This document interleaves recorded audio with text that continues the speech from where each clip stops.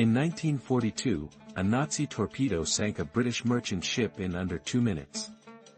Every sailor aboard died, except one man, who then spent the next 133 days completely alone in the middle of the Atlantic Ocean, doing things that have never been fully explained by anything other than sheer refusal to die. Poon Lim was born in 1918 on Hainan Island, China, the seventh of 9 children in a fishing family.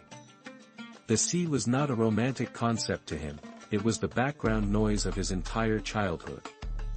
By his early 20s, he had signed on as a second steward aboard British merchant vessels, working the supply routes that kept Allied forces equipped during World War II.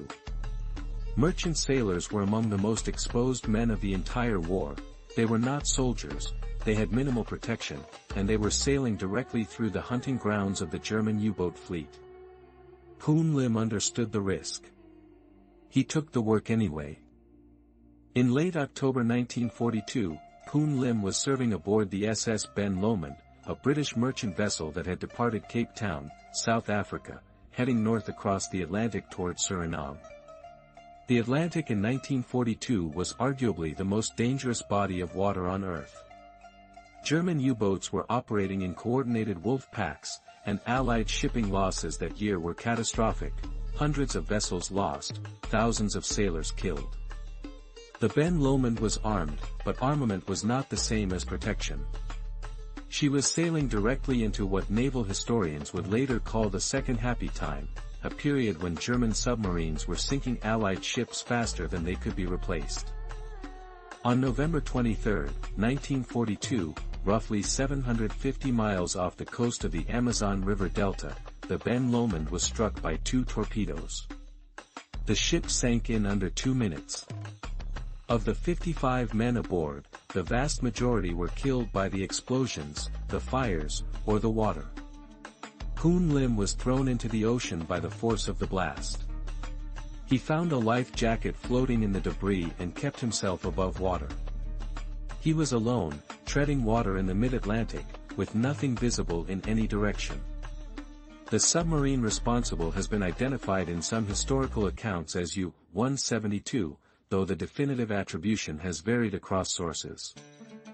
After roughly 2 hours in the water, Poon Lim spotted a wooden life raft drifting in the debris field. He swam to it and pulled himself aboard. The raft was approximately 8 feet square and had been stocked with emergency supplies, biscuits, pemmican, condensed milk, flares, a flashlight, and a 10-gallon jug of water, provisions calculated for roughly 40 days. He would be on that raft for 133. That gap, between 40 days of supplies and 133 days of survival, is the entire story. In the early days, Poon Lim rationed his supplies with extreme discipline. He fired flares when ships appeared on the horizon, and ships did appear, more than once. None stopped. He later recounted that at least one vessel appeared to have seen him but did not alter course. Whether those crews failed to spot him, chose not to risk stopping in U-boat territory, or made some other calculation is not known with certainty, but the result was the same. The ship would appear, hold steady on its heading, and disappear over the horizon. He was alone again. He fired his remaining flares and waited for the next one. When his emergency rations ran critically low, Poon Lim made the decision that most likely saved his life. He stopped waiting to be fed and started producing his own food. He pulled wire from the flashlight casing and bent it into a fishhook. He unraveled hemp rope from the raft's edges to use as a line. He caught small fish and used them as bait for larger ones.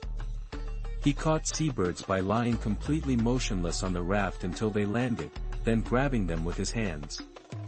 He collected rainwater in a canvas tarp. Every single tool he used was improvised from materials that happened to be on an 8-foot wooden square. He was not executing a survival plan, he was inventing one in real time. The physical demands of staying alive were matched by the psychological ones. Poon Lim later described structuring each day deliberately, swimming laps around a raft in the morning, fishing in the afternoon, keeping track of passing days by tying knots in a rope.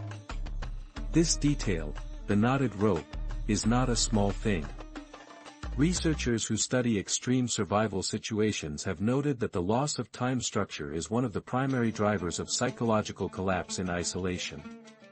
By insisting on a calendar, even a rope one, he was insisting that time was still meaningful, that days were still distinct, that there was still a sequence of events he was moving through rather than a void he was dissolving into. The ocean provided constant new threats. Poon Lim encountered sharks multiple times throughout his ordeal. In one account he gave after his rescue, he described killing a shark that had come close to the raft by striking it with a water jug, then using the blood to draw other sea life, effectively turning one kill into a source of ongoing bait and food. There were storms violent enough to threaten capsizing the raft. There were stretches without rain that pushed him toward dehydration. At least one serious illness left him physically weakened for days. The Atlantic is a hostile environment in every season. For over 4 months, it was the only environment he had. On April 5, 1943, 133 days after the Ben Lomond went down, 3 Brazilian fishermen spotted Poon Lim's raft near the mouth of the Amazon River and pulled him aboard. He was severely sunburned and had lost significant weight, but he was conscious and, by the accounts of those who received him ashore in Belém, he was able to walk unaided. He had not been rescued in any conventional sense, he had drifted across an ocean and arrived. The Brazilian fishermen brought him to Belém, where he received medical treatment before being transferred to British authorities. King George VI personally awarded Poon Lim the British Empire Medal. His survival methods were formally studied and documented, and according to historical accounts, the British Royal Navy incorporated his improvised techniques into their official survival training. The man who had gone into the Atlantic with a flashlight and a canvas tarp had effectively contributed to how the Navy taught sailors to stay alive. His record of 133 days adrift, documented by military records, medical examination, and his own consistent testimony, has never been broken. It still stands. After the war, Poon Lim immigrated to the United States and settled in Brooklyn, New York, where he lived quietly for the rest of his life. He became a U.S. citizen, gave interviews when asked, and recounted his ordeal with the same directness that seems to have characterized how he lived it. He did not frame himself as extraordinary. He described what he had done in practical terms: the fishhook, the tarp, the knots. He died in 1991. His full story is documented most comprehensively in Scott Henderson's book Sea of Darkness, and his case appears in maritime history, survival science research, and military training literature. What stays with you about Poon Lim is not just the number, 133 days, though that number alone should stop you completely. It is the texture of how he got there. No beacon. No rescue equipment. No training specifically designed for what he was facing. A wire fishhook. A canvas tarp. A knotted rope to keep time from coming apart. Researchers who study extreme survival have spent decades trying to identify what separates the people who make it from the people who don't. In Poon Lim's case, the answer looks almost insultingly simple: he did not wait for survival to happen. He built it, one improvised tool, one caught fish, one knotted day at a time. The Atlantic had him for 133 days and could not finish the job. Then he went to Brooklyn.